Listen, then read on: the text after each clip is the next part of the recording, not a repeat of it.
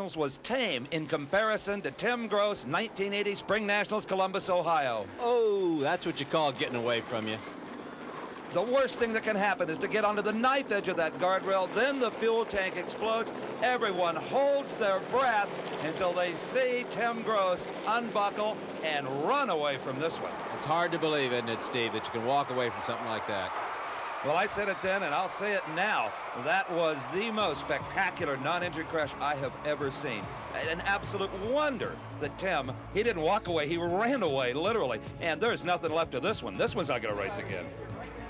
The car just seemed to get away from him, and he hit the guardrail with a tremendous amount of impact. Well, it appears that it took the steering wheel right off the shaft, Don. It's just dangling there as the emergency crews pick up what's left of a $60,000 funny car. And as you notice, the roll cage is intact.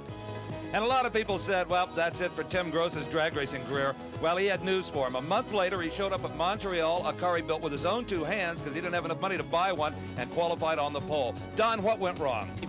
Steve, now you understand how fast those cars accelerate and the tremendous speed they're going there. He lost the car. The car got away from him, and he hung with it a little bit too long, and now the throttle's stuck with all the tremendous damage on the first blow. It is charging under power across the racetrack. Hits this rail harder than the first one. It's one of the worst accidents I've ever seen. Look at the shot here the roll cage takes. Oh, to survive that. But Steve, the rear tires, those big Goodyear tires, are taking a lot of the cushion in the roll of the car. You know, I had a chance after the incident to look at Tim Grose's fire suit. And remember, it's 5 layers thick. The guardrail just above the knee had cut through all 5 layers on both legs and didn't even break the skin. And we're only talking, he hadn't even run an eighth of a mile down the course yet, and look at the damage that occurred.